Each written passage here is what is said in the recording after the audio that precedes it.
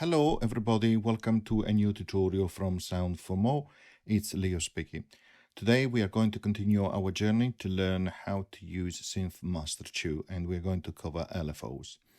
Please remember to subscribe if you haven't done so already, as it helps with growing the channel.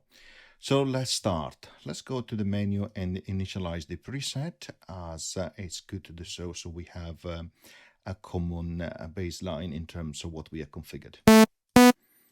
Yeah, that sounds okay. I like to have a different waveform. Perhaps the triangle will do this time. Now, in order to work with LFO, we need to add LFO as a modulation to one of the knob or one of the parameters. So let's choose pitch because it's very easy to hear, particularly in a video. So it works better as a tutorial. So let's add a modulation.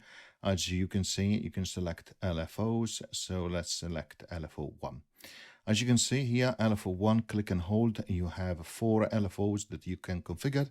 And the first one as a target because I have just selected LFO to modulate the pitch. And as always, you can see in the mod metrics, the LFO assigned to layer 1, oscillator 1, course tune. Right, let's go back to keyboard. So first things first, you cannot zoom the video for LFO. It would be nice, but you can't.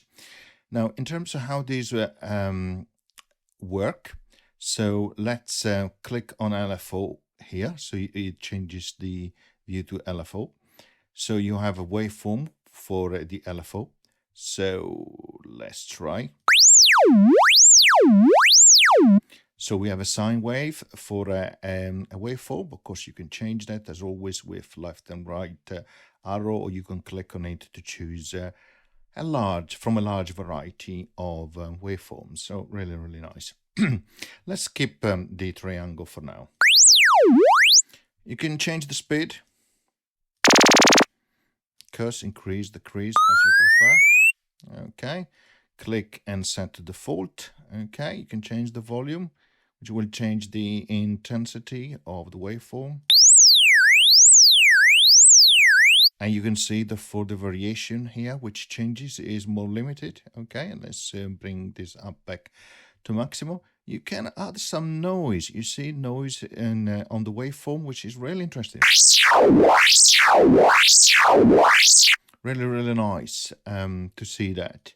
You can change the phase, right? And you can also act on a gate, which slowly, as you take that down, remove practically in the waveform. And you can see that it just moves the pitch up to a defined point, which you can see here based on the level as well. Okay, so you could decrease that as well. Okay, but or you can gradually have part of the waveform open. Okay.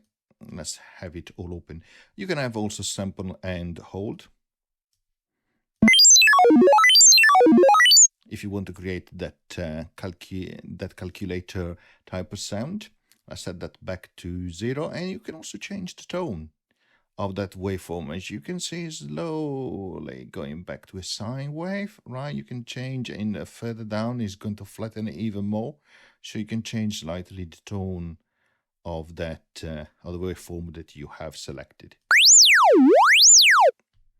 So let's decrease again. Okay, let's put it back as a default, as a triangle. Now, you can have a bipolar, as you can see here. And you can see immediately up here on the pitch that is going on to negative value, not only positive. Try again.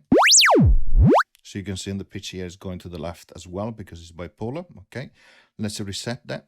You can synchronize it to bits per minute, of course, and then you have different selection. You can use multipliers here as well. So you have 4 times 1. Let's set it to 1 to 1, or 1 to 2. C is increasing 1/8, and of course let's set this back to 1, and you can also say times 1 times 1.5, so we'll make it slower, or you can divide it by 3, so incredibly fast. Well, based based on the other multiplier, of course. So that's useful to actually to use as well. And as always, you can still change the speed here as well. So, but let's change the sync back and let's adjust the speed.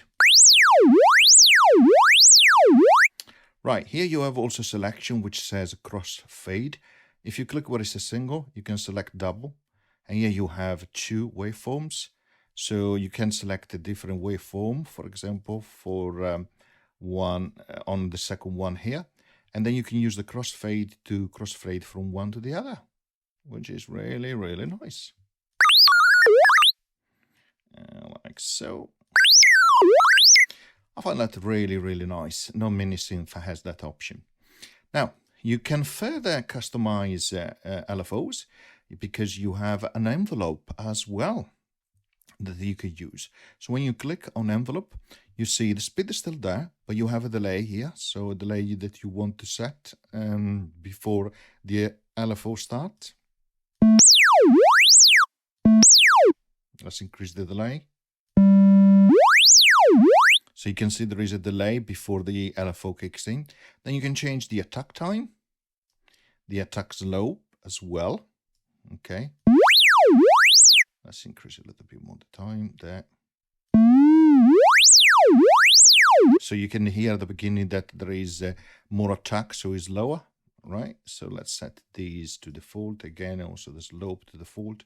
You can also change the release time and the release slope accordingly, similar way on how we just use the attack. And you can decide what is the final level as well. In order to hear the effect of a longer release time, regardless of course, the release slope that you use, you need to ensure that the ADSR is set to have a longer release time, otherwise it won't work, right?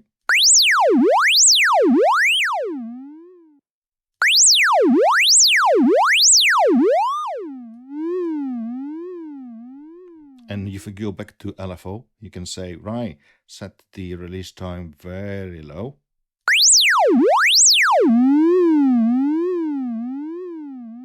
And you can see here that it moves, the movement on the pitch is rapidly moves to a very minimal because the release time is short.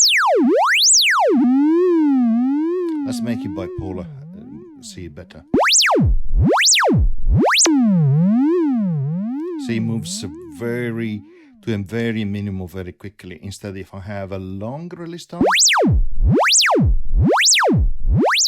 and I let go, you can see it takes much longer for that LFO to drop because we have a longer release time.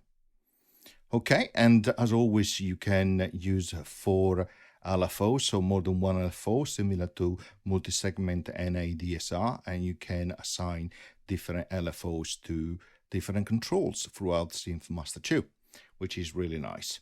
Okay, I'm going to stop here. Hope you found these useful and see you at the next video. Bye.